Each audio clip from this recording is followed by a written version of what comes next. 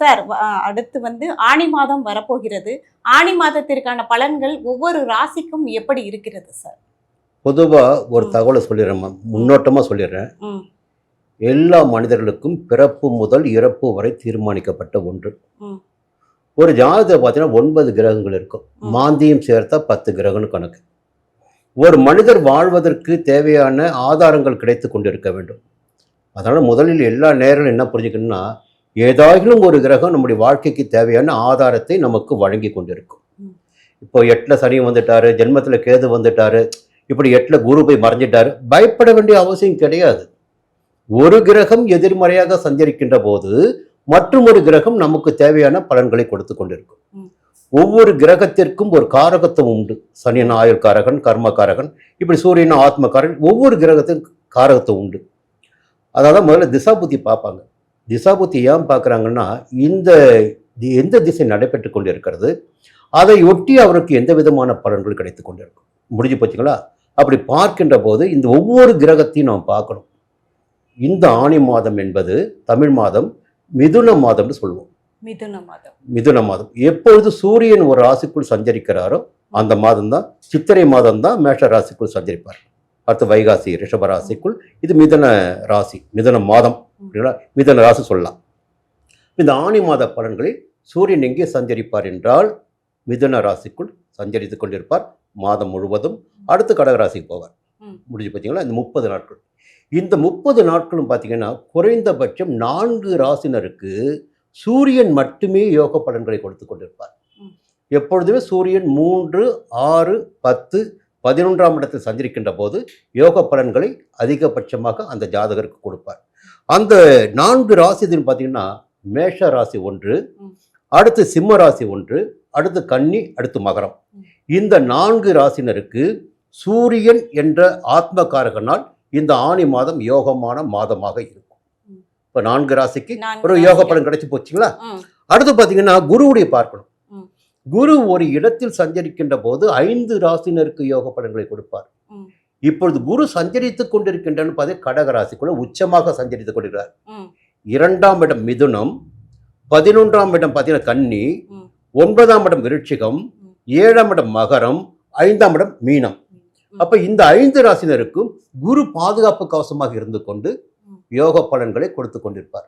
முடிஞ்சு போய் ஒவ்வொரு கிரகத்துக்கும் காரகத்தும் உண்டு. சஞ்சரிக்கின்ற இடத்திற்கு பலன்களை கொடுப்பாங்க.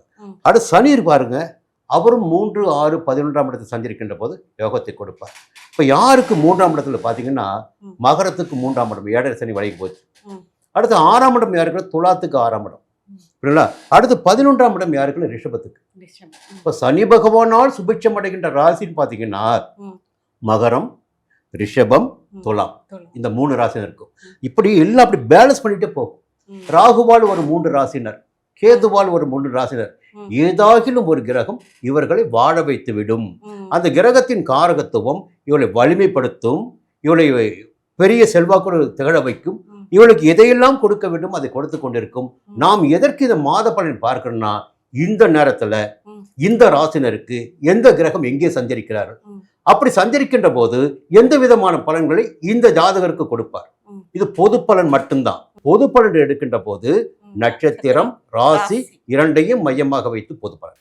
சார், அடுத்து இந்த ரிஷப ராசிக்கு ஆணி மாதம் எப்படி இருக்கும்?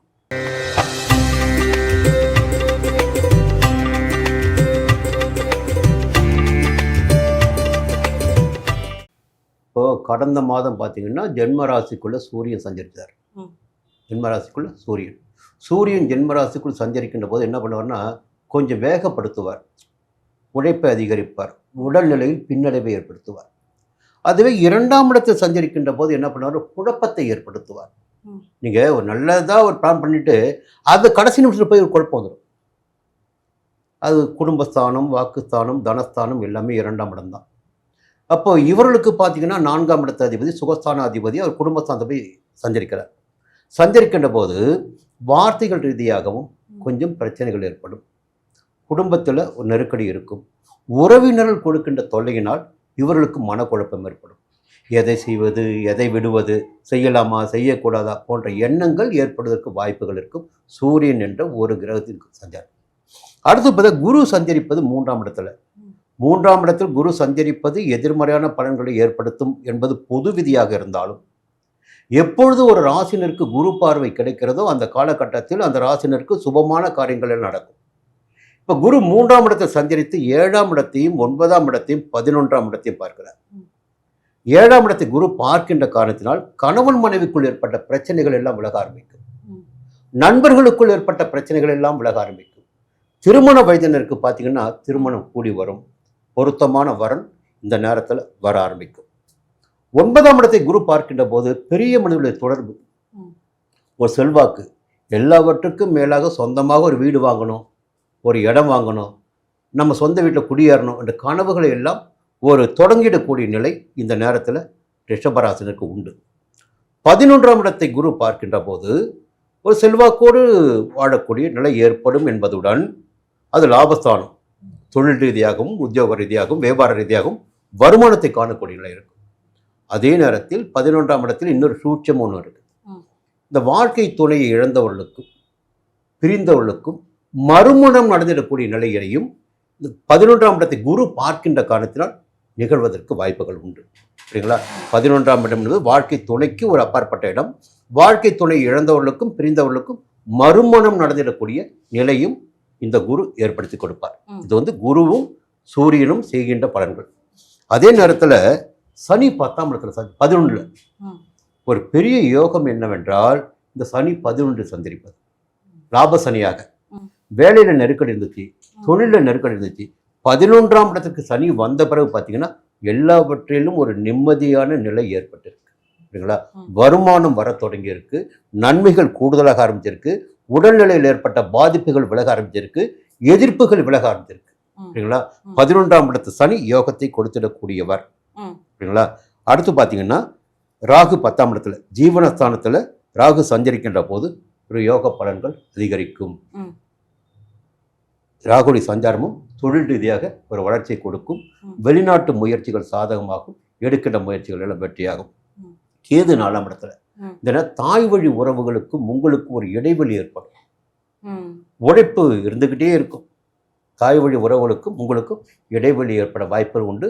தாயாரின் உடல்நிலையில் கூட சின்ன சங்கடங்கள் ஏற்படுவதற்கு வாய்ப்புகள் இருக்கும். அடுத்து பார்த்தீங்கன்னா தாயாரின் உடல்நிலைக்கு பிறகு உங்களுடைய உடல்நிலையில் சில சங்கடங்கள் ஏற்படலாம். உழைப்பின் காரணமாக எப்பயுமே எதனால் உடல்நிலை பாதிக்குது? உழைப்பு அதிகரிக்கும் போது உடல் பாதிக்கும் இல்லைங்களா? அதன் காரணமாகவும் உடல்நிலை பாதிக்க வாய்ப்பு இருக்கிறது. இந்த நேரத்தில் சனியுடைய சஞ்சாரம் மிக சாதகமாக இருக்கு.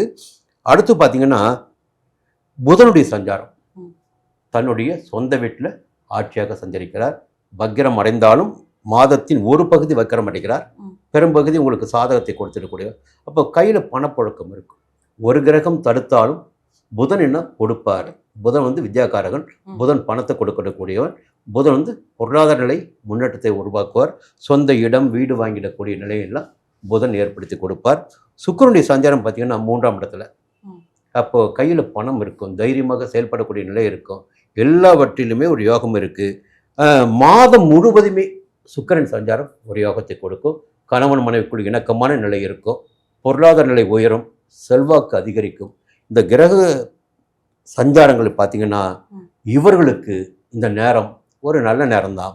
அதே நேரத்தில் 12ஆம் இடத்தில் சஞ்சரித்து விரயத்தை ஏற்படுத்தி வந்த செவ்வாய், இவர்களுக்கு விரையாதிபதியே செவ்வாய் தான். இப்போ விரயனை எப்படி ஏற்பட்டிருக்குன்னா, சொந்தமாக இடம் வாங்கியிருக்கலாம், ஒரு வீடு வாங்கியிருக்கலாம், விரயம் ஏற்பட்டிருக்கும். இல்லை உடல்நிலை சில பேருக்கு பாதிக்கப்பட்டிருக்கும். இப்போ ஜென்ம ராசிக்குள்ளே வர்றார். முதல்ல 2ஆம் இடத்துல சூரியன் போயிட்டாரு. இப்போ ஜென்ம ராசிக்குள்ள செவ்வாய் வரப்போறார். எப்போ? 19ஆம் தேதி.